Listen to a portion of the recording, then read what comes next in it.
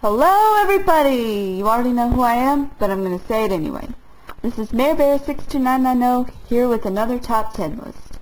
This time it's on what are, in my opinion, the worst endings of SpongeBob episodes of all time. These are 10 endings that frustrated me, felt too predictable, or just didn't make any sense to me. So, without further ado, here we go. This is my list of the 10 worst SpongeBob episode endings of all time. Number 10.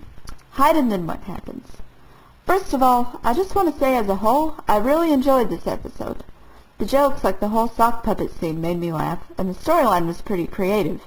I mean, who would have thought the writers could dish out a decent episode with the plot just revolving around a simple kids game? However, one of the only problems I had with this episode was that some of the jokes were just repetitive, including the one at the very end. Not only had the joke of Patrick asking, "What's hide and seek?" been used enough in the episode already, it felt way too predictable. I mean, I know humor is subjective, but I think I can speak for a lot of people when I say if someone can see a joke coming a mile away, it probably won't be all that funny. Number 9. Stuck in the Ringer. I don't know about the rest of you, but the ending to this episode made me feel kind of frustrated and disappointed. Was anyone else hoping SpongeBob would just be free from the ringer for good? Oh well, at least Patrick got his comeuppance. Number 8. Someone's in the kitchen with Sandy. Like the last one, the ending to this episode made me feel frustrated. It just made me mad that Sandy was the one who ended up getting arrested even though Plankton made her break the law by stealing her fur. Why? Oh well, moving on. Number 7. The Lost Mattress. I won't go into much detail about why I disliked the ending to this episode since I'll just be repeating what I already said about Hide and Then What Happens. But once again, the writers have to go and end the episode with a joke that had already been used several times throughout the episode that wasn't all that funny to begin with. Writers, if a joke doesn't make me laugh the first time, what makes you think it'll make me laugh the 30th time?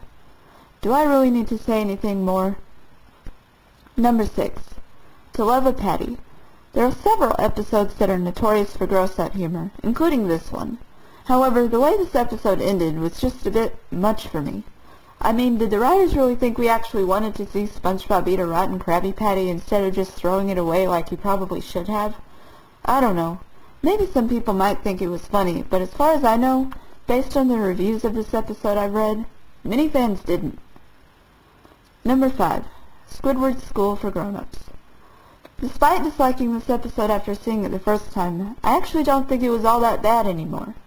Some parts of it made me laugh, like SpongeBob singing opera, even though that scene dragged on a bit too long. However, the way this episode ended is one thing about it that still bugs me a lot.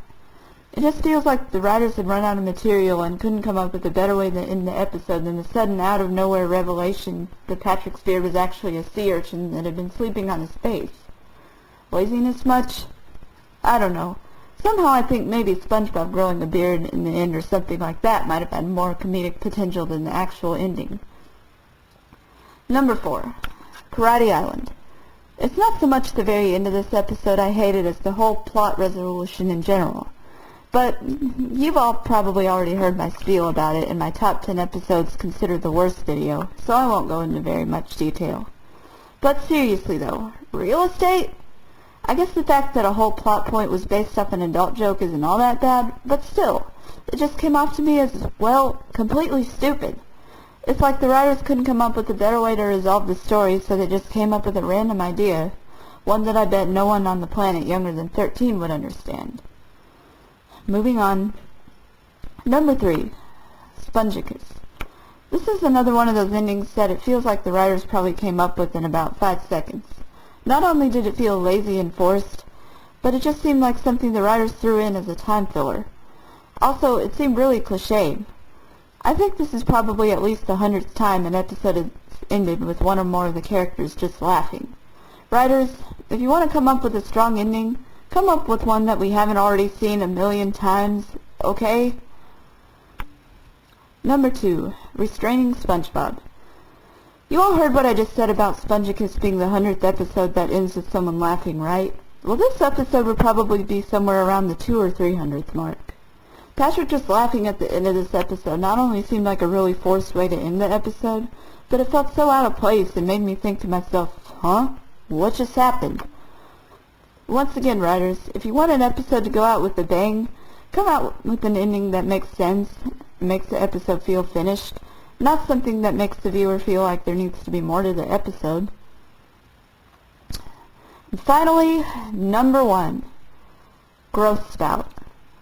Not only did the ending to this episode leave me scratching my head, with SpongeBob saying it was love that finally satisfied Pearl's hunger and Mr. Krabs just chuckling as if it was supposed to be a joke, but with Spongekiss being 100 and Restraining SpongeBob being 200 or 300, this is probably laughing finish episode number 150. Writers, do you guys just assume that just because a character is laughing means your audience is going to? I hate to break it to you guys, but humor doesn't really work that way.